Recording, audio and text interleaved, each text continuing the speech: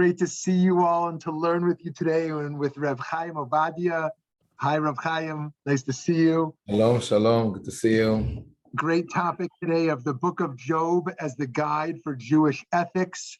Going to learn some Torah today, all of us from around the world, wherever we are today. Let me tell you a little bit about Rabbi Haim Ovadia, who many of you know. He was born in Yerushalayim and has spent many years as a rabbi in Sephardic communities in Israel, South America, and the U.S. He was ordained by Chief Rabbi Mordechai Eliyahu and has a BA in Talmud from Bar Ilan University and an MA in Near Eastern Languages and Cultures from UCLA. Rav Chaim has been a faculty member at the AJR of California, a non-denominational rabbinical school, for over 20 years. He's the founder and director of Torah Ve'ahava, working to build bridges and to revive the inclusive, broad horizoned approach of Golden Age Sepharad. As many of you know, Rav Chaim is creative and bold and broad. And so it is wonderful to learn with you today the book of Job as the guide for Jewish ethics. Welcome, and thank you for being with us.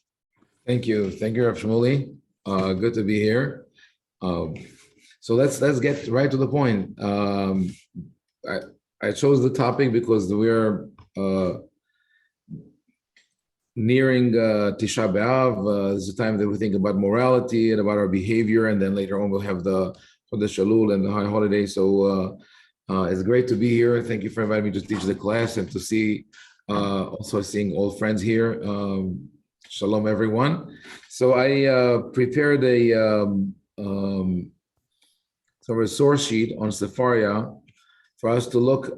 It's really a very brief excerpt of the book of Job, which is very long, and I just chose those parts that I think could really benefit us. I'll fill in the gaps for some parts that are not here in the text, and obviously it's an invitation for all to go back to this book and read it. It has a bad reputation. This is one of the only books that one is allowed to read on Tisha B'Av. We're not supposed to study Tanakh, but the book of Job, it's okay to read because it's depressing. The story of a man who's been targeted by God, suffering immensely, and really, if you know the story, there's no recompensation for Job. At the end of the book, we're being told that all of his possession has been reclaimed. He got everything back, and then he had children, but he lost his children in the beginning of the book. So nothing can make up for the loss of children. If really God targeted him and decided to take his children away, nothing can make up for that, unless we say that the story of Job is a parable, and that's where I think how we should approach it. But as I said, I want to go a little bit deeper into the book and find that guide for ethical behavior, which is, I think, inextricably entwined with the concept of theodicy. We always associate the book of Job with the question of theodicy. Tzaddik v'tov lo, tzaddik v'ra lo, rasha v'tov lo. Why do good people suffer? Reward and punishment, etc. But they're really very closely, those two questions, the question of theodicy and the question of morality, I think are very closely connected, because if we think of theodicy as a system where for a good deed you're going to be rewarded and for an evil act you're going to be punished, then our whole morality is selfish. We do what we do because we want to avoid punishment or to get reward, and not because we believe that morally or ethically a certain thing is justified and this is the right thing to do. And I think that this is the message of the book. So on one hand, the book of Job handles the question of theodicy. Why do good people suffer? And on the other hand, it offers us a new way to understand the world and the whole system of Torah and mitzvot that leads us to a new understanding of the ethical values that the Torah provides. So I'll start by presenting the story. That was an introduction. So I have to start by presenting the story. And reading, as I said, I'm reading just excerpts that I think are important. I will expand the discussion on it, and then we could, feel free to ask questions even during that talk. If you have something pressing, you could ask, and we'll have at the end also time for a Q&A. So the story starts thus: Ish haya be'eretz Utz of Shmo. There was a man in the land of Utz. I just realized that Utz is like the initials of Uri L'Tzedek. So maybe there is a relation. But it sounds like a fictitious land. That tells us right away. We don't know of a place called Utz. The time is not mentioned. We don't know where he lived, when he lived. That man was blameless and upright. He feared God and shunned evil. So a perfect person. He's the perfect righteous man. Skipping a couple of verses, he's very wealthy, has 7 sons, 3 daughters, and it was the custom of his sons to hold feasts, each on his set day in his own home. They would invite their 3 sisters to eat and drink with them. So, and we don't know if that was a daily thing, a weekly thing, a monthly thing, but they would take turns and would all have feasts together. It's a beautiful, cohesive family. They're all celebrating together. And then we read in verse 5, when a round of feast days was over, Job would send word to them to sanctify themselves.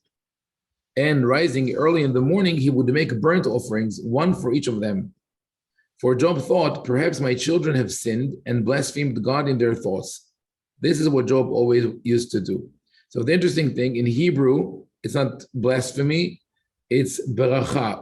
Ulai hateu banai, uberchu Elohim bilvavam. Right? Perhaps my children have sinned and they blessed God in their heart. And blessing is a euphemism for cursing. So we see from the very beginning of the book that Eov has that fear of cursing God. And this is I think it's a bit surprising, right? Why is Eov so concerned about cursing God?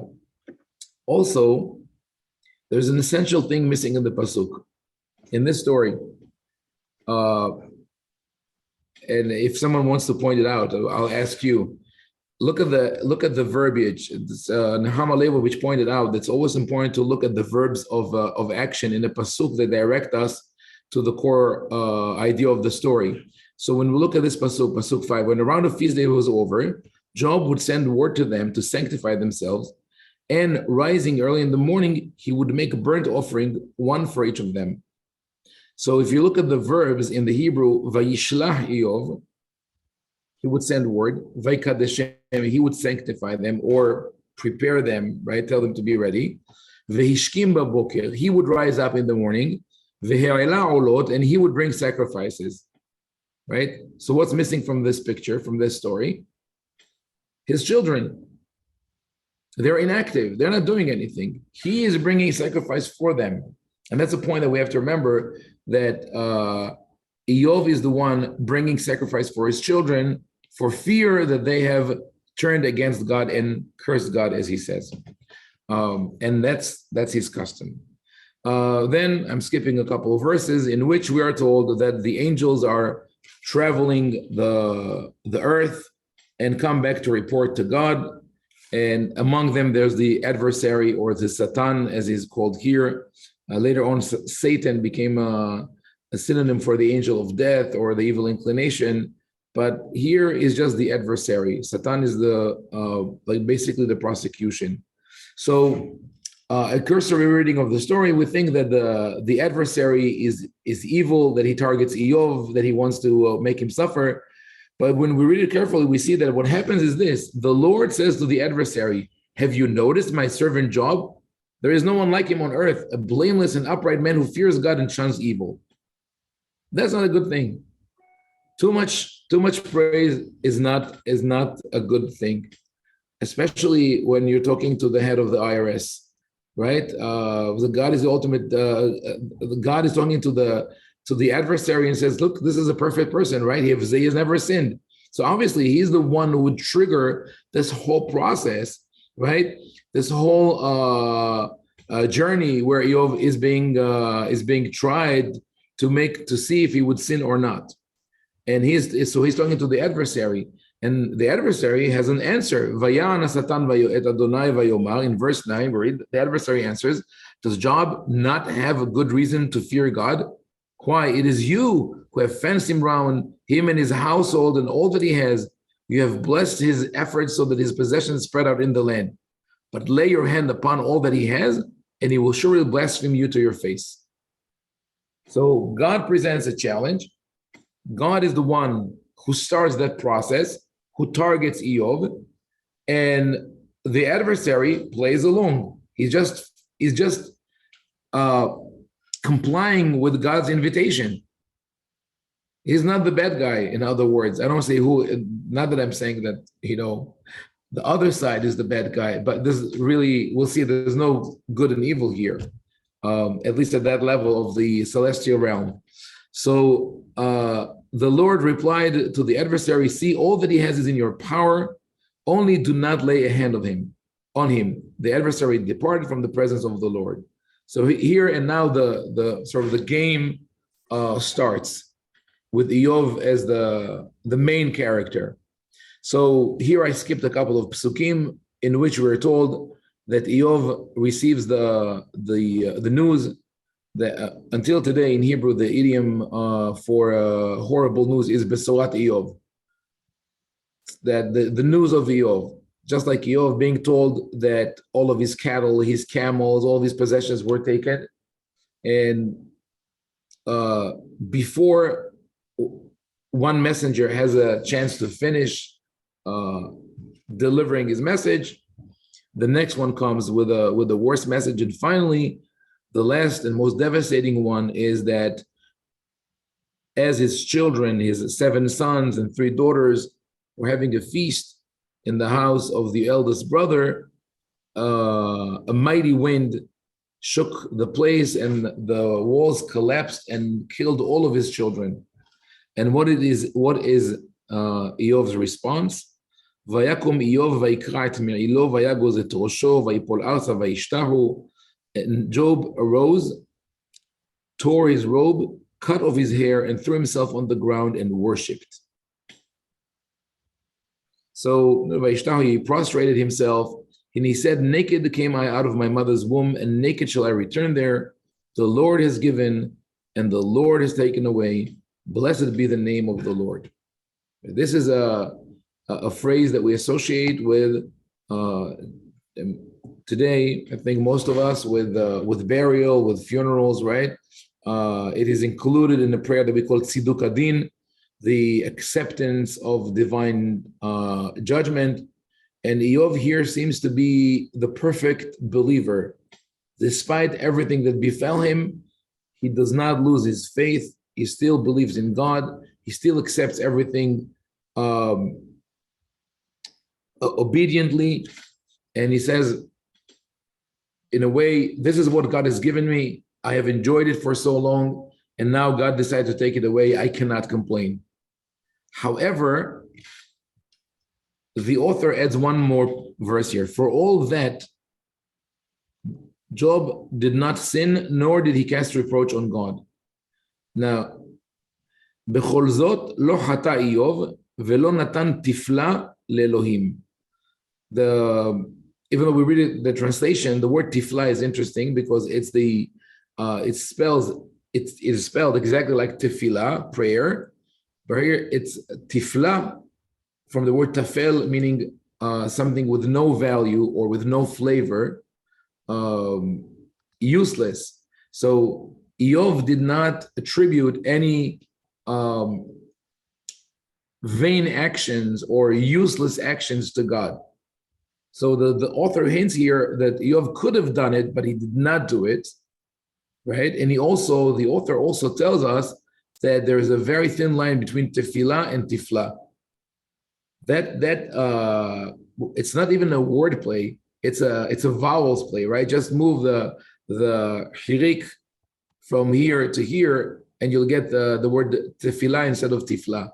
So Eov prays, and he does not turn against God, but it could have happened.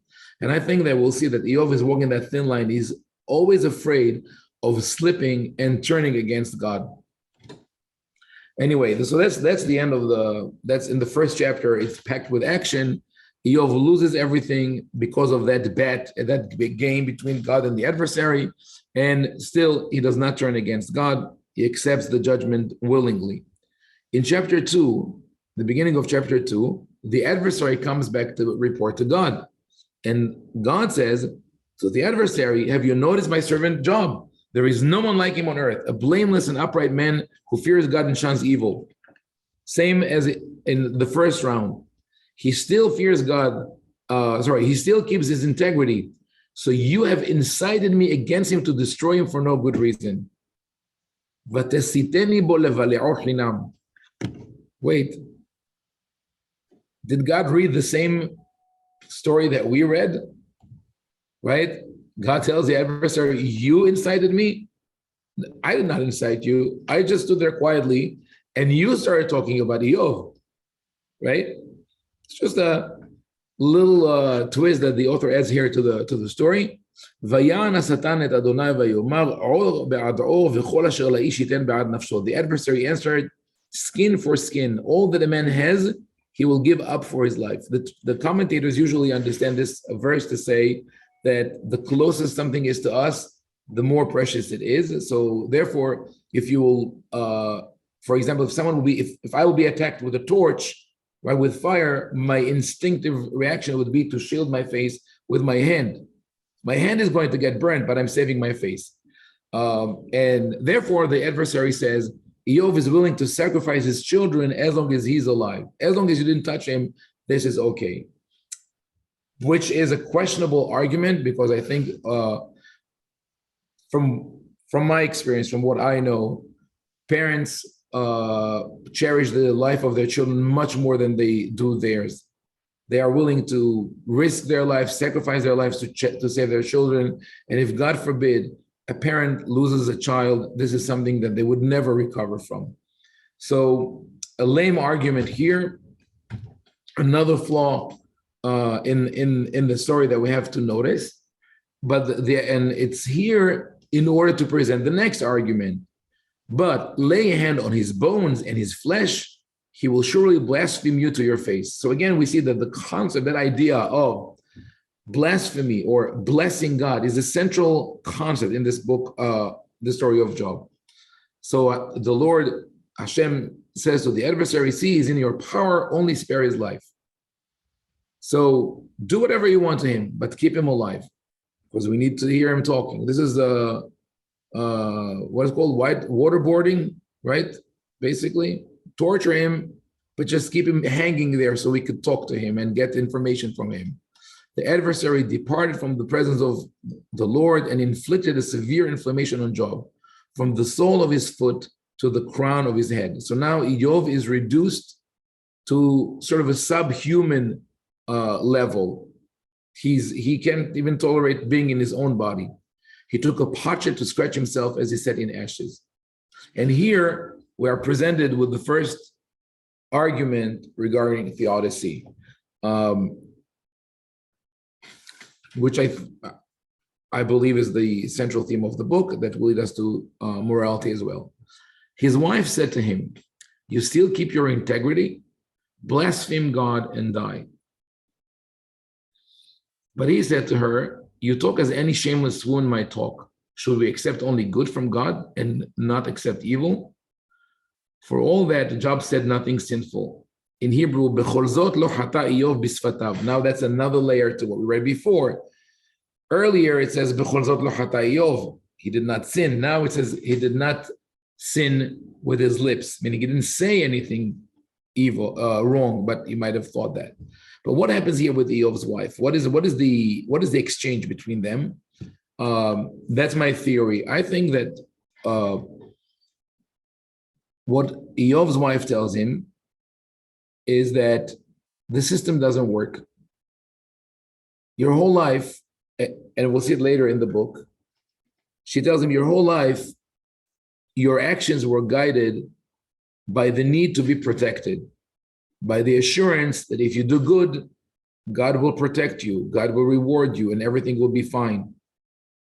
But you see that it's not true, because you're a perfect person, you did everything right, yet you are suffering in a horrible way. It means that the system doesn't work. So the only thing you could do is commit suicide. Basically, what his wife tells him is commit suicide. And she says, as you commit suicide, don't just jump off the roof. Tell God what you think about him. Tell him that the blessings that you gave him all your life did not work. And now your ultimate act will be to curse God. This is what Eov's wife says. The system doesn't work, commit suicide, get out of the system. We're not talking here about the afterlife. This is not something that is even mentioned in this discussion. To the contrary, in most of the book, Eov will talk about the world to come, what happens after death, as the ultimate rest for all, for the wicked and the good, the mighty and the meek. That there's no discussion of the afterlife. And Eov says, "Kedaber achat hanevalot," you talk like a shameless woman. And what's surprising here is that we have a man who is Yireh Elohim, Vesar Mera, a perfect person, right? Righteous, a believer, a faithful person, married to a woman, Eshet Eov, we don't know her name, typical, right? Women's names are not that important in Tanakh. But no, we don't know her name. And I assume that they were married for a while. If they have 10 children who are throwing parties together, the oldest must be in his 30s. So they've been married for a while. Yet it seems that Eov's wife was not influenced by his behavior. Whatever he taught, whatever he believed in, whatever he professed, did not affect her. And that adds to what we mentioned before about the sacrifices that he brings for his children. Is it possible that Eov is not a good educator? That he's just doing what's right but remains within his bubble, but the people around him are not impacted? He is the one who's bringing sacrifice for his children, and he is the one who's not affecting his wife. And there's a proof for that, which I did not include in this source sheet, but if you search in Tanakh for other occurrences of Eov, you will find him in the book of Yehezkel, in the book of Ezekiel, in chapter 16. Ezekiel says, if a disaster befalls a land, and there are 3 righteous people there, Noah, Daniel, Eov, right? And the Navi counts 4 different types of disaster: famine, sword, meaning war, a plague, basically the 4 riders of the apocalypse. And if all these things come to the land, and those 3 people are there, they, with their righteousness, will save themselves. So I don't know about Daniel, but I think that we all can think about Noah as a person who only cared about himself or his immediate family and saved only himself. And so Yehezkel is pointing out also to this possibility that Eov is a person who only cares about himself and his family, but he doesn't think that his family has to be righteous. As long as he's righteous, he's covering for them. He's the primary health insurance holder, right? They're all under his coverage, and with all that, Eov does not sin with his lips. So the first approach to the question of theodicy is presented here by Eov's wife, who says basically the system doesn't exist, it doesn't work. If you want not to suffer, if you want to really be sure that you're not going to suffer in this life, don't be alive. That's it. Okay, now Eov finally speaks. Afterward, Job began to speak and cursed the day of his birth. He spoke up and said, Yovad yom ivaledbo, ve'alayla amar hora gaver. Perish the day on which I was born, and the night it was announced a male has been conceived. So Eov is a step away from blaspheming God, right? Because he's uttering a curse, but it's not against God, it's against his day. This is a verse, by the way, that for me is very very meaningful. We used to read in my house when I was a kid. I would study with my grandfather. We would go over the whole Tanakh every year. And that pasuk is where he taught me that we switch from the melody of the five scrolls. That's how you read the story up to this point, to the special melody of Eov. And it was a verse that sometimes where he was really, I think when my grandfather was caught in thoughts about the difficult life that he had, he would have said that, rarely, but with the tune, Yovad Yom Yivaled Bo Ve'alayla Marrahu Raga Ve'alayla Hu Yehoshech, has a more impact when you hear it with the ta'amim. But basically, what Yov is saying: perish the day on which I was born, and the night it was announced a male has been conceived. Why does he curse the day and the night in which he was born or conceived? I skip a couple of pesukim to read this. Because it did not block my mother's womb and hide trouble from my eyes. Why did I not die at birth, expire as I came forth from the womb? Why were there knees to receive me or breasts for me to suck? For now would I be lying in repose, asleep and at rest. Eov's ideal world is a world in which he is not born at all, right? So in a way, he says the same thing as his wife says, only that she says you should commit suicide and leave this world. And he says, once you're born, there's nothing you could do. There could be another layer to what he says, and that is he curses the day in which he was born. And I think it might be a hint to the idea of astrology, that the day in which you were born determines your destiny. And then he says, like, he was born Friday the 13th.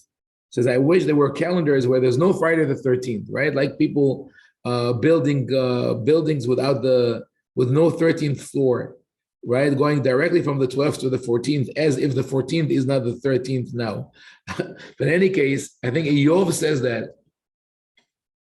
In other words, he says what his wife said. The system doesn't work. There's no good, there's no evil. It's random, or at best, it depends on the day in which you were born. And then he continues to say he wishes to not have been born. Says that there was no need for me to be received by my mother by caring adults. I would have died. It would have been much better to me. And then he says this: for what I feared has overtaken me. What I dreaded had come upon me. I had no repose, no quiet, no rest, and trouble came. What is Eov dreading? What does he fear? Right? What is this great fear that Eov has? We know that he has that fear of cursing God, but there's another fear looming behind that. So, second approach, right? We'll keep that aside and moving along. It's hard to squeeze the discussion of the book of Eov into 45 minutes, but I'll do what I can. So Eov's wife says, commit suicide. Eov says, once I'm born, there's no choice. I wish I'd never been born at all, right? Echoing Freddie Mercury. And now in chapter 4, I'm skipping, we're going to one of Eov's friends. Eov, according to the book, has 3 friends: Eliphaz Temani, Bildad Shuhit, Sofar Naamati, all grandiose and sounds like fictitious names. And now here Eliphaz the Temanite says in reply, and this is the kind of words of consolation that I've heard more than once in Shiva calls or eulogies. And these words are coming from Eov's friend, remember, not his enemy. He says this: if one ventures a word with you, sorry, that's the Safari engine. Yeah. He says, if one ventures a word with you, will it be too much? Like once when I try to talk to you, you can't take it. It's too difficult for you. But who can hold back his words? Meaning I must speak. I can't hold it in. So see, you have encouraged many. You have strengthened strengthened failing hands. Your words have kept him who stumbled from falling. You have braced knees that gave way. But now that it overtakes you, it is too much. It reaches you and you are unnerved. Any of you who's done chaplaincy, counseling, therapy, right, could tell that this is not right, not the right approach. This is not what you want to hear. He's broken, he's devastated, he's grieving, he's screaming out at God, and now Eliphaz says, oh, you can't take it? You were able to comfort everyone, but when it touches you, that's it? You are unnerved? Is not your piety, your confidence, and in your integrity, your hope? Think now, what innocent men ever perished? Where have the upright been destroyed? Read this pasuk. Zechor nami unaki avad. What innocent men ever perished? Where have the upright been destroyed? The central question of theodicy. So what is Eliphaz saying? Basically, if someone, since no innocent men ever perished, it must be that all who have perished are not innocent men. Since no upright person have been destroyed, it must be that all who have been destroyed are not upright. So he tells Eov, you think that you're righteous, you think that you're upright and innocent, but you're not. Zechor nami unaki avad. And here again, we ask ourselves, Eliphaz, where do you live? Which world, what kind of world you live in where you think that innocent men never perish, right? That the upright never suffer. But Eliphaz basically represents the third approach in the book of Job to theodicy. There is a system, and the system works perfectly. If there's punishment, there must have been sin. And the reward only comes to those who are good. Now, Eov continues. I skipped a couple of chapters. There's this book, just a side comment, I think, delivers a revolutionary new theology to the world of the Tanakh, a revolutionary theology. And because it's so explosive and revolutionary, it had to be wrapped under layers of bubble wrap, superfluous words, repetitious ideas that you really have to dig deep to find the central, the message of the book, which I also believe, and some scholars are of the opinion that was written by Yirmiyahu. It has many similarities to the book of Yirmiyahu, to the book of Echa, and even to some parts of Tehillim that are also attributed to Yirmiyahu. And now Eov says, after responding to Eliphaz, starts with this pasuk: Ma enosh tigadelenu v'chitashit elav libecha. What is man that you make much of him? So if we just stop here, this reminds us of chapter 8 in Psalms, where the poet says, Ma enosh ki tizkereu ben adam ki tigadeleu. It's also a pasuk that we say at a funeral, right? What is man that you take heed of him? What is a human being that you gave him such a greatness? But Eov concludes that thought differently. He says, what is man that you make much of him, that you fix your attention upon him? Fix your attention upon him. That could be a good thing. It could be a bad thing. Where does Eov take it? Does he take it to the good place or to the bad place? So let's continue. You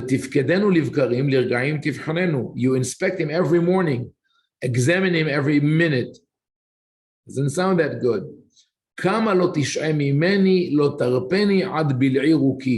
Will you not look away from me for a while? Let me be till I swallow my spittle. And now we see that Eov is very, very upset with God. Basically, he tells God, you don't let go of me for 1 second. You're constantly behind my shoulder, looking at what I'm doing. Like he says, I can't even swallow without you noticing. That's another fear that Eov has. The fear of God is always lurking behind him. always watching him, always analyzing him, always criticizing and maybe punishing him. He says, if I have sinned, what I have done to you, watcher of men, why make of me your target and a burden to myself? Why do you not pardon my transgression and forgive my iniquity? For soon I shall lie down in the dust. When you seek me, I shall be gone. Eov says, why is it so important to you? So he starts with that idea of Ma enosh ki tegadele. What is the human being that you make much of him, right? But he ends with, I don't deserve that and I don't need that. Just let me be. Why am I important to you? He does not understand that. And that's where we start seeing Eov's complaints. Eov is not happy with the situation. I have to move a little faster. Skipping to chapter 8. Bildad, the Shuhite, right? Bildad the answers, how long will you speak such things? Your utterances are a mighty wind. Will God pervert the right? Will the Almighty pervert justice? If your sons sins against him, he dispatched them for their transgression. Thank you so much, dear friend. At that point, if that would have been me, I would show them the way out and kick them down the stairs. This is not why I asked you to come. These are not words of consolation. He basically tells you, your sons were sinners, they were punished, he joins Eliphaz who said you were a sinner, etc. Eov answers, after a while, by the way, in between, part of what I skipped, he says, Omnam yadati is a nice pasuk. He says, Omnam yadati ki atem am ve'imachem tamut chokhmah. He tells his three friends, I know that you are important people. You're like a nation. And when you perish, wisdom will disappear. This is the sarcasm in the book of Job. And he says, indeed, I know that it is so. Men cannot win a suit against God. If he insisted on a trial with him, he would not answer one charge in 1,000. But he goes on to say, I am blameless. I'm distraught. I'm sick of life. It is all one. Therefore, I say, he destroy the blameless and the guilty. In his response to his friends, he says, you're right. I cannot argue with God. I will not win an argument with him, but I know for sure that he destroys the blameless and the guilty. So Eov does question God's justice, right? It's very clearly in the book. And it's surprising that in the commentaries for hundreds or more than 1,000 years, the rabbis kept defending Eov as someone who never lost his faith, never turned against God. This is very clearly an argument against God. In Hebrew, Al ken amarti tam v'rasha u'mechale. And Eov keeps on complaining. He says, it will be I who am in the wrong. Why then should I waste effort? He says, if at the end of the day, and here we touch on the ethical question, right? On the question of ethics, why ethics important. If we believe in the system of reward and punishment, then we do what's right only in order to protect ourselves. But if we see that that system fails, then we say the system doesn't work, then why should we bother? Why should we be good? Why should we strive to do good? It's not going to help us. If the system would not have been self-centered, if the system would have been do good to help others, it's not going to benefit you. If we would have been told from the very beginning, do good because that's the right thing to do. Because the ethical thing to do is to care about others, to not hurt others, to not take what belongs to them. Not because it's going to benefit you. Yeah, there will be side benefits, because if others will behave the same way you do, you will benefit as well. Society will be a just society. The world will be a better place. But we're not told that. We're told if you do good, you'll go to heaven. If you do good, God will reward you. And then what happens when God does not reward you? You turn against God, and maybe you turn against humanity. It is a known fact that a lot of sociopaths or criminals who sort of lose emotions and don't care about what they do and about the consequences are people who suffered tremendously in their childhood and felt that there's no justice, that the evildoers are not punished. And this is what Eov says here. Anochi ersha, lama zehev eliga. Why should I waste efforts? And he goes again with his sarcasm. If I washed with soap, cleanse my hands with lye, you would dip me in muck till my clothes would abhor me. He tells God, it's not going to help. I could be the best that could be, and you're going to throw me in the mud and say, you're a sinner. Nothing I'm going to do is going to be good enough for you. And then he goes on to maybe the ultimate blasphemy in the book of Job. Verse 32 in chapter 9. He is not a man like me that I can answer him. You're right, he tells his friends. I cannot argue with God. That we can go to law together? No. No arbiter is between us to lay his hand on us both. If he would only take his rod away from me and not let his terror frighten me, then I would speak out without fear of him, for I know myself not to be so. So he basically says, the only reason I do not argue with God is because God is more powerful. But if we had someone more powerful than both of us, then I would tell God to his face what I think of him, right? And why I'm right. Tell me that that's not blasphemy, right? In the dictionary of the believer, right? And then Eov again tells his friends, you should know that God has wronged me and treated me with injustice. I'm going to go very briefly over the next chapter because we're running out of time. In chapter 29, Eov speaks nostalgically about his youth. He says, when I was young, when God protected me, his candle, his light was upon my head. I washed my feet with butter, and rivers of oil ran around me. When the lads saw me, they would hide because of, out of respect. The elder would stand up. The minister would respect me because I helped the poor, I helped the orphans, I helped the widows. I wore justice like a coat. I was the eyes of the blind. I was the father of the poor. He keeps on talking about that. I was so great at one point. And then that's the end of chapter 29. Okay, so up to here, to sum up what we've had, we get to little sections of the book of Job. God incites the adversary against Job. He is suffering. He lost everything he had. His wife says, the system doesn't work. You have to commit suicide. That's your way out. Job says, I cannot commit suicide. I'm in the system. It does not work. There's no system. God does whatever he wants. And then he goes on to add later on, God distorts justice. God punishes the evildoer and the innocent together.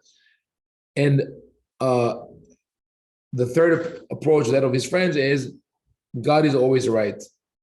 The system does work. What Job is saying, and that leads me to the question I raised before about his fear. What Job is saying is, I do whatever God tells me to do because God is more powerful. I cannot defy God. So Job is doing all the right things to protect himself, not because he believes that's the right thing to do. And I think that's the message of the book. Before we even get to Elihu, who delivers the final message, we understand that what Job is doing is wrong. On a practical level, it's perfect. Yes, he's doing all the right things. He's a good guy. He takes care of the poor and the widow and the needy.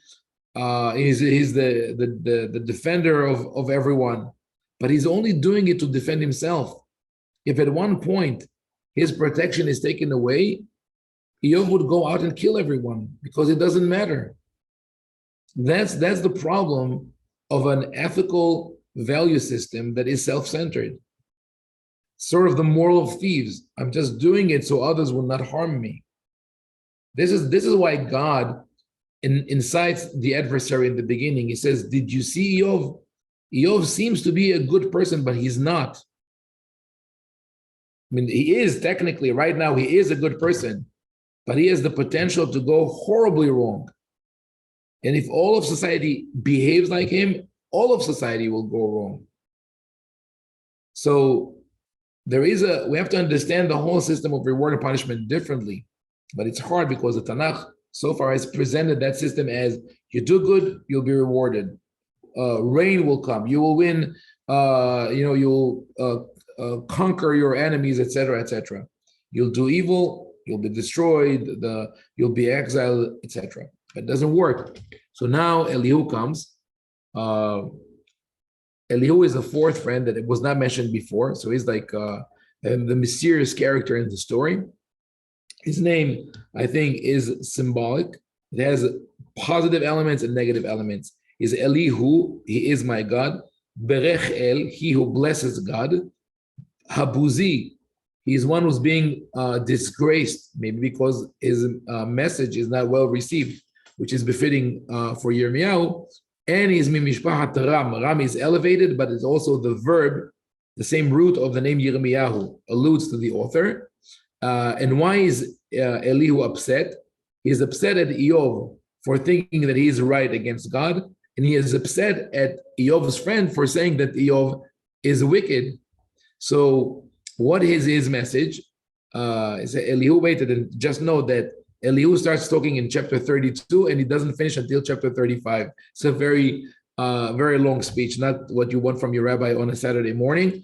And Elihu says, Hazot hashafta lemishpat amarta tzidki mi'il. Do you think it is just to say I am right against God? If you ask how it benefits you, what have I gained from not sinning? Before I conclude, I want to say I think that this section, the chapter 35 in Job, is one of the most important paragraphs in all of Tanakh, because Elihu presents the question. You ask, what do I gain by not sinning? I shall give you a reply, you along with your friends. I will tell you, he will tell us, what do we gain by not sinning? Behold the heavens and see, look at the skies high above you. If you sin, meaning God is transcendental, he's the creator of the universe, he doesn't need you. When we do mitzvot, it's not to benefit God, he doesn't need us. If you sin, what do you do to him? If your transgressions are many, how do you affect him? If you are righteous, what do you give him? What does he receive from your hand? So it goes against the grain of the idea of theodicy as we know it from the earlier books of Tanakh.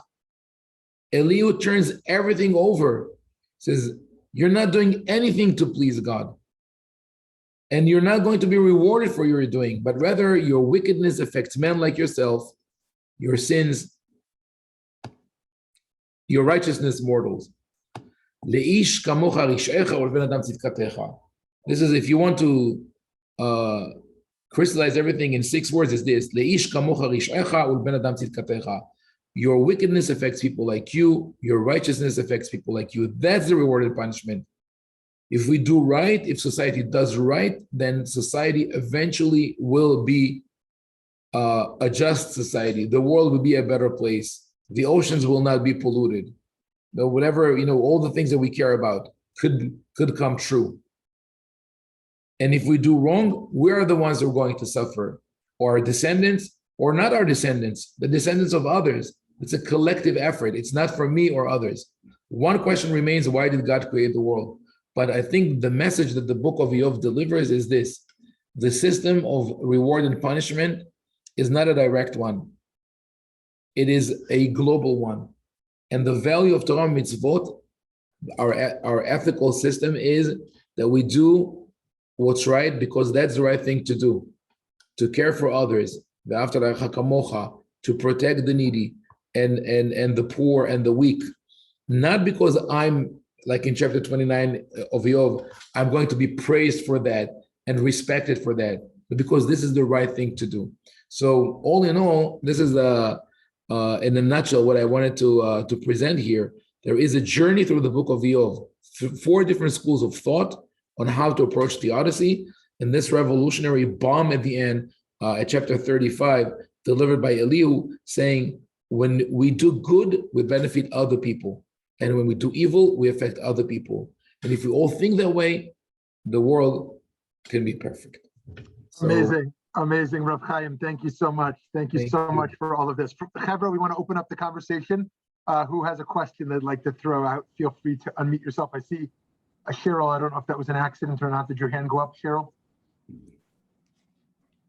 Okay. Oh, Jamal, Nathaniel.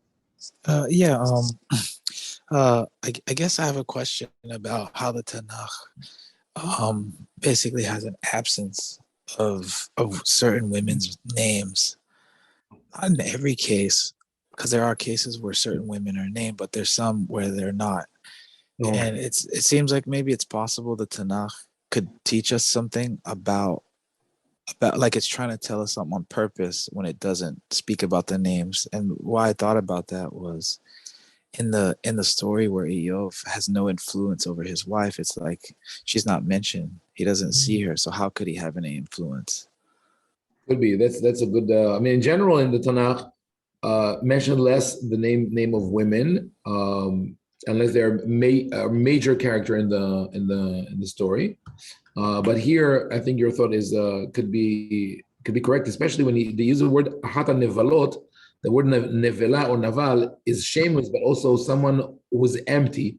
No, like the word nevel, which really means the hide of an animal that was blown to use as a wine jug or a windpipe. Yes. Great. All right, we have a question here from Nick. Hi, Rabbi Ovadia. Hi. Thank you for this. This was amazing. One thing that a lot of things jumped out at me, but one thing that stuck with me was when he, for what I feared has overtaken me, what I dreaded has come upon me. And my mind was just going as you said that, like, was it a self-fulfilling prophecy? Did he cause this on himself? Like, did he influence fate to have God and the Satan do this to him, you know? Yeah, okay, so here's maybe something that I failed to mention. You're right. The fear that he has, right, is the fear of punishment. But there's another fear that lurks underneath his, maybe subconsciousness, and that's the fear of cursing God. That's why it's a central theme in the book. He says he brings sacrifices for his children because mayhap, right, they cursed God. His wife tells him, go ahead, do what you're always afraid of doing. Go and curse God. And he keeps going back to that idea. And so why? And so when I'm thinking of that, the analogy, maybe because I unfortunately had to work some in my in the past, I worked in some hostile environments, right? And so you know what it means to work under a boss or a board that you don't get along with. And you hold yourself to not tell them or him or the boss what you think of them, right? So I think that's what Eov feels. Eov constantly goes around with those thoughts of God is unjust, God makes me do this, God could destroy me whenever he wants, and I could not bring him to justice, but I should keep my mouth shut because if I speak up, he's going to destroy me. So that's the fear that he always has. And that's why in the first chapter, we read, he did not sin. The second chapter, lo hata bisfatav, he did not sin with his lips, meaning he still manages by the end of chapter 2 to keep his lips tight, but later on he lets loose a little bit. Great. Our next question was from Rabbi Steve Greenberg. Then I see a few other hands up as well after that. You're me? Yeah. Thank you, Chaim. That was really wonderful. I'm thinking a good deal, particularly because of the season, about the difference between this read and the end of the book, where everything is solved by divine, by the incommensurability of divine power. That the moral problems are all erased because human beings are negligible, and the power differential is such that we can barely ask these questions, and yet the book seems to argue against that read, right? In the way so there's an internal debate inside the book around how to address these questions, because the moral question of tzaddik v'rado rasha tov lo relates to the power differential between humans and God all the time. And on some level, I think Chazal are struggling to claim that the Brit makes God powerless too. Like God's love of us makes God powerless. And for the book to end with God's overwhelming power is the solution to the story, seems somehow just to not to fit. What a good, yeah. Such an amazing point, right? Thank you, Rabbi, for your wisdom. So in a way, what you say about God being powerless, it's true. God is not part of the equation. This is what Eov says, being so powerful, meaning that he's powerless to act, because then he's going to tip the balance one way or another in an unfair way.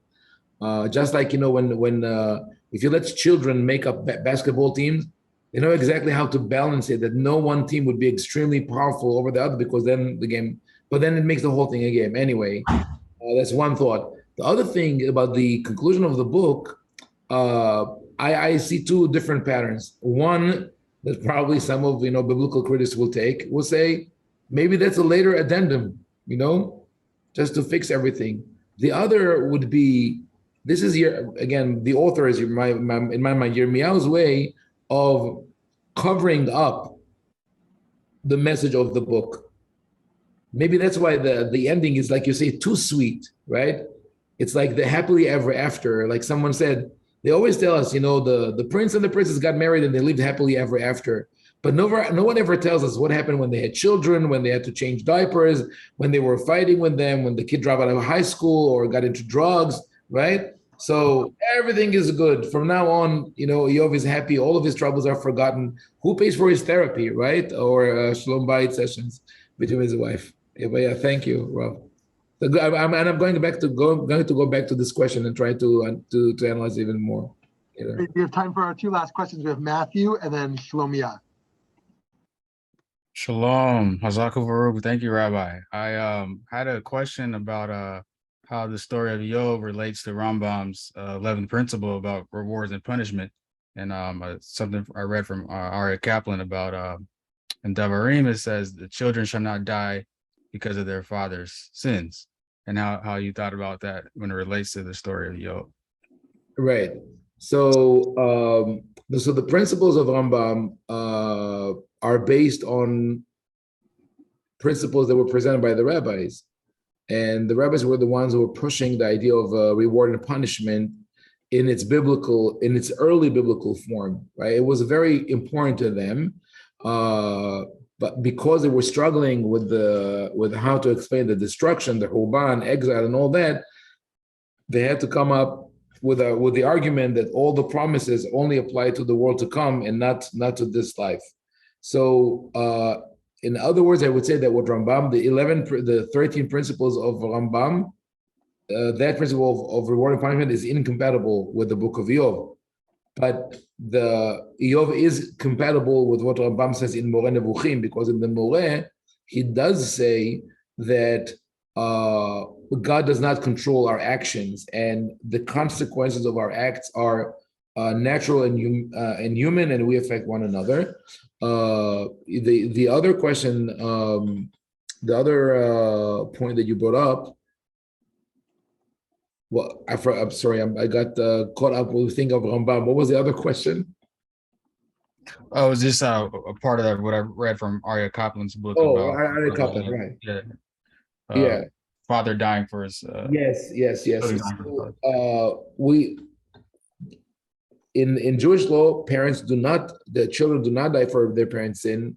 But in the Tanakh itself, it says the Poked Avon Avot al Bani Var Shilashim. There's another pasuk that contradicts that, and I think the answer is that children do not suffer for their parents' iniquities in the legal system. They will not be brought to justice. If the father stole, the son will not be punished for that. But children are punished for their parents' action in the natural form, just like Elihu says. Parents who don't behave, who have no moral values or ethics, will influence their kids to behave the same way, and the kids will suffer. So this is a case where kids do suffer for their parents' action, but in the because of natural consequences, and not because of the legal system. Okay, so we have time for one more. Shlomiah, I believe. Yep. Audible?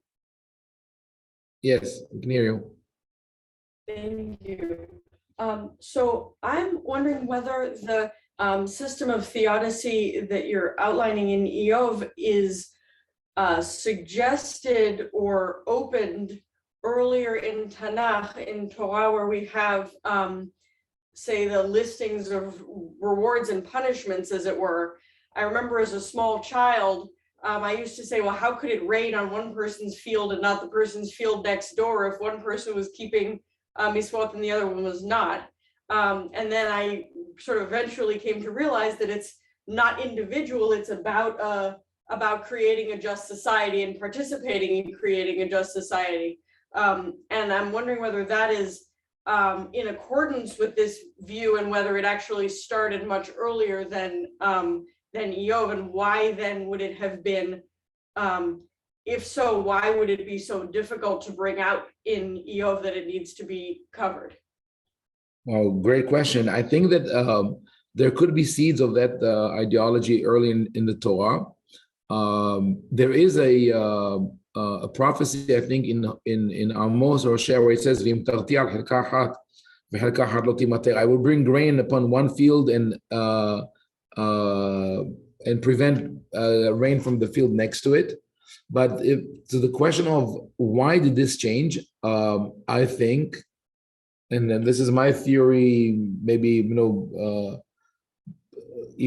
know if everybody will accept it, but I think that the idea of reward and punishment was basically a marketing strategy. That people would not accept the Torah as presented to them, such a demanding system, with an invisible God, if there was no reward and punishment. That was the way to sell it to people. But after a while, they had to grow. These are like the training wheels that had to be removed. After 1,000 years, after the destruction, after everything that happened in Yirmiyahu's time, it was about time to come and tell people this is how we should behave. That's what I think the transition happens later on. But even today, it's hard for people to accept it. People want to know constantly if something happened to them. Why did it happen? Why did God do this to me? Why did this person get sick? It's hard for them to accept the argument that it's a natural cause. This is the way the world behaves. And it is also very difficult for people to believe that if we do good, and if we avoid even little transgressions like parking violation or throwing, littering or not recycling the right way or not talking nicely to our friend, that it could have the butterfly effect and eventually bring a better world for all. People find it very hard to believe. It's easier for them to stick with that model of my own world, my direct connection with God. I'll do good, he'll reward me. I'll do evil, he'll punish me. Thank you so much. All right, friends, thank you so much to Rav Haim. We appreciate you and your time. We thank you from Ariel Tzedek and all of our team who made this happen. I want to make sure everybody knows that we have an event this Thursday with Rabbanit Bracha Jaffe. Please make sure to tune in. That's going to be 11:30 a.m. Eastern time. Everybody enjoy. We will have this recording up in just a few moments. Email us at info@tzedek if you'd like to learn more. Again, thank you so much, Rav Haim, for your time and your amazing learning. Everybody, take care. Thank you so much. Thank you so much.